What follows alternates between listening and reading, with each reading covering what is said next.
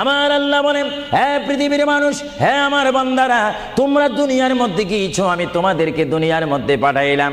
পাঠাইবার পরে আমি জানি তোমরা অনেক অন্যায় পথে যাবে, অনেক কাজ করবে, যে কাজগুলোর মধ্যে তোমাদের গুনাহ হয়ে যাবে। হ্যাঁ বান্দা, তোমরা গুনাহ করবে তাও আমি ভালো মতো জানি, তোমরা পাপ করবে তাও আমি ভালো মতো জানি। বান্দারে, পাপ করার পরে, গুনাহ করার পরে একাই কি মসজিদের মধ্যে তোমরা কেঁদেছো, রব্বানা যালামনা, বলেন রব্বানা যালামনা আনফুসানা ওয়া ইল্লাম তাগফির লানা ওয়া তুরহামনা লানাকুনান্না মিনাল খাসিরিন বলে বলে মসজিদে কেঁদেছো, আসরের নামাজ পড়ে কেঁদেছো, যোহরের নামাজ পড়ে কেঁদেছো, মাগরিবের পড়ে কেঁদেছো, এশার নামাজ পড়ে কেঁদেছো।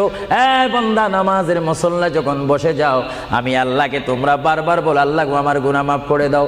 তারপরও আমি তোমাদের গুনাহ মাফ করে নিই।